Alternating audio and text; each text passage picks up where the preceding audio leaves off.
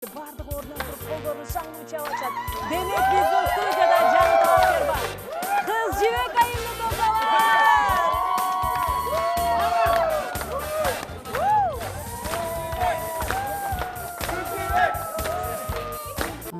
Кыз жигит мамилесинде болуп көргөн эмесмин. Бир да бала мененби? Бир да бала менен сүйлөшүп көргөн эмесмин. Жалгызым жалгыздыктан тажап бүттүм. Мындай чыныгы сезими бар адам мындай башкача болуп калат го. Башкача болот да. Ошондо сен жүрөгүңгө тез жагып турабы кандай? Именно биз жолуктан. Жөнүнө келгендей болот. Сразу эле башталып кетпейт деп турабы? Эми сен ошону баштаган үчүн келдиң да, сен эркексиң да, кыз эмессиң да. Билебиз эми кыйын сүйлөйсүң, мындай акылдуу сүйлөйсүң. Бирок кээде туура эмес да сүйлөп аласың. Просто мындай этияттап сүйлө. Же болбосо мындай сүйлөшүү жолдору бар өзүнүнчү конкретныйчы.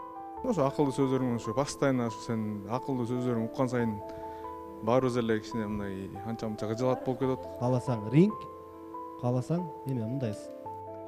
Күрөш.